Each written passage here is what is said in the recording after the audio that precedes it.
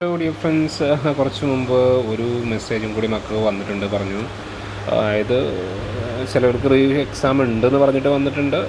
അതേപോലെ തന്നെ ചിലപ്പോൾ എന്ത് ചെയ്തിട്ടുണ്ട്, ചിലവർക്ക് എന്ത് ചെയ്തിട്ടുണ്ട്, എക്സാം കറക്റ്റായിട്ട് സബ്മിറ്റ് ചെയ്തിട്ടുണ്ടെന്ന് പറഞ്ഞിട്ടും എന്ത് ചെയ്തിട്ടുണ്ട്, മെയിൽ വന്നിട്ടുണ്ട്. അപ്പോൾ അവരോട് എനിക്ക് പറയാനുള്ള ഒരൊറ്റ കാര്യമുള്ളൂ, നിങ്ങൾക്ക് പ്രോപ്പറായിട്ട് എക്സാം എഴുതാൻ പറ്റിയിട്ടില്ല എന്നുണ്ടെങ്കിൽ തീർച്ചയായിട്ടും അതെന്ത് ചെയ്യുക, മെയിൽ ചെയ്യുക എന്നുള്ളതാണ്.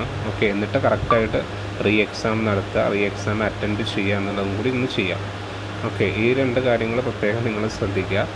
അപ്പോൾ ഈ മെയിൽ വന്നു എന്ന് വിചാരിച്ചിട്ട് നിങ്ങൾ എന്ത് ചെയ്യേണ്ട, നിങ്ങൾ എക്സാം എഴുതാതിരിക്കും വേണ്ട, അതുപോലെ തന്നെ നിങ്ങൾ മെയിൽ ചെയ്യാതിരിക്കേണ്ട.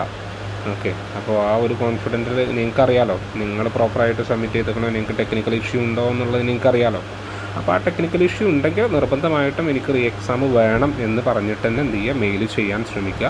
ഓക്കെ, ആ മെയിലിൻ്റെ ഫോർമാറ്റും മറ്റുള്ള കാര്യങ്ങളും വേണമെന്നുണ്ടെങ്കിൽ ഞാനൊന്ന് ജസ്റ്റ് ഇവിടെ കൊടുക്കാം. അതുപോലെ തന്നെ കമൻറ്റ് ബോക്സിലും എന്ത് ചെയ്യാം, ഞാനൊന്ന് ടൈപ്പ് ചെയ്തിടാം. ഓക്കെ, അപ്പോൾ അതിനനുസരിച്ച് മക്കളൊന്ന് മെയിൽ ചെയ്യാൻ ശ്രമിക്കുക. ഓക്കെ, എന്തായാലും ഈ എക്സാം അല്ലെങ്കിൽ ഏതെങ്കിലും ഒരു നിങ്ങൾക്ക് പ്രോപ്പറായിട്ട് ടെക്നിക്കൽ ഇഷ്യൂ ഉണ്ടെന്നുണ്ടെങ്കിൽ നിങ്ങൾക്ക് എന്തായാലും റീ എക്സാം എഴുതാൻ പറ്റും. അത് നാളെ അല്ലെങ്കിലും അത് പിന്നീട് നിങ്ങൾക്ക് ഷെഡ്യൂൾ ചെയ്യും. അപ്പോൾ അതുകൊണ്ട് നിങ്ങളാരും എന്ത് ചെയ്യേണ്ട, വറീഡ് ആവേണ്ട കാര്യവുമില്ല കേട്ടോ. ഓക്കെ.